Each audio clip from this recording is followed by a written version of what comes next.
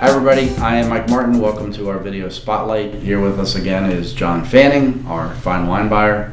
Hey. All right, today, kind of our Christmas pick. Christmas splurge wine, I think, because we're at $28 or so. $27.99. Yep. This is sort of a cult wine, Orin Swift.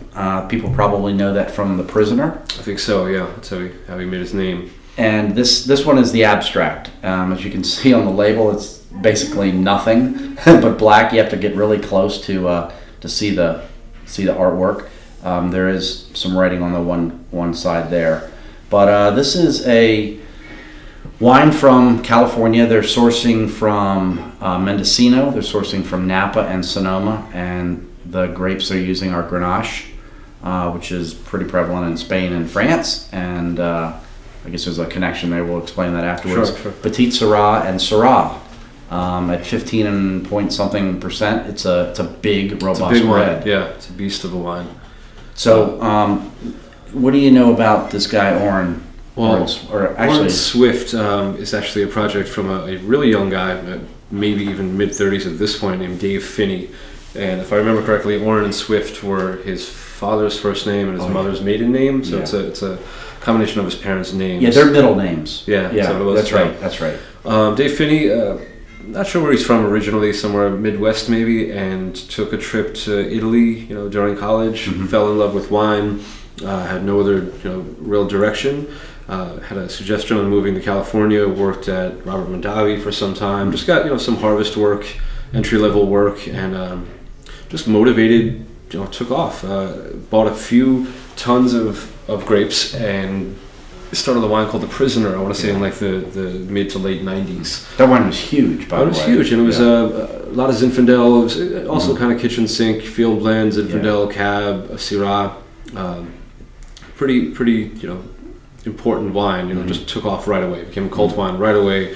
Couldn't get your hands on it. Highly rated every year, and then maybe 3 years ago, he sold that label off. Okay. And I think he's still involved in the wine, but he sold the label off, made a lot of money, and is just kind of just all over the place now with all these great projects. Bought a winery in the south of France. Yeah, Roussillon. Making a wine called D66. He's making a Spanish wine called Locations, which is just going to be from all different appellations, and then he's still making a bunch of different California wines. Can we get that D66? We can, yeah. It's even higher priced. I think it'd be on the shelf for about mid to high 30s. Okay.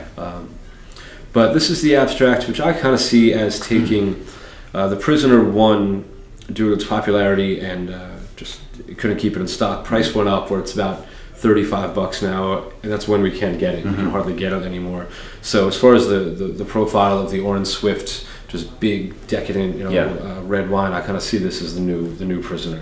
Yeah. Slightly different blend, but the Prisoner blend was different every year. Yeah. Well, the Prisoner was huge. I know when I started here 3 years ago, you guys, we would get a fair amount of it and it would just go right off the shelf. So $30 too, yeah. It was $30, and maybe a lot of people just don't know that there are other wines that he does. I agree. I think The Prisoner kind of became its own label in people's minds, not even realizing that Orin Swift is the producer and that Orin Swift. I think that part of that's by design. None of the labels look the same. There's all sorts of abstract art all over the packaging.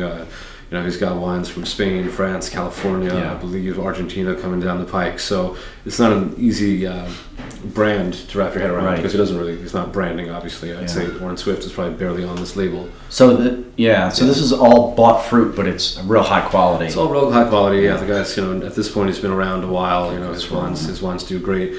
And I'd say, I've tried Orin Swift French, California, Spanish. There is a kind of defining style. He likes big jammy, extracted, relatively high alcohol. Somehow they're never too hot. They're always still real accessible, but these are not wines for, let's say, a Burgundy drinker. These are for people that like a real big, high-powered red wine. Go with some grilled meats and ribs and things like that. Real flavorful foods. Well, sure get like a lot of leather and oak on the nose. Not too much though, but just a little like dark fruit, like roasted meats. That smells great. Some tobacco, even. It's just a big. I see what you mean. It's not hot at all. It's very balanced. Yeah. Wow, it's huge. It's good though. He's a good winemaker. He's making really very good wine. We brought a decent amount of this into the store. I think people, as you said, haven't really understood what it is yet. I think people that bought The Prisoner would buy this in a heartbeat. Yes. And it's just our job to make that known. Yeah. So, all right. yeah, I think as far as just a big holiday red for the cold Christmas nights, I think this is really pretty perfect wine. Yeah. So again, this is called Abstract, $27.99, and we do have some Saldo also, which is the Saldo or Zinfandel, right? Yeah. But this is the one where we want to focus on because it's drinking so well right now. It's 2011. It's a little bit of a splurge, but it's Christmas. $27.99 for a great bottle on a snowy night. That'd be pretty cool. So check this wine out. It is absolutely delicious. So check it out. Happy holidays. Yep. Thank you.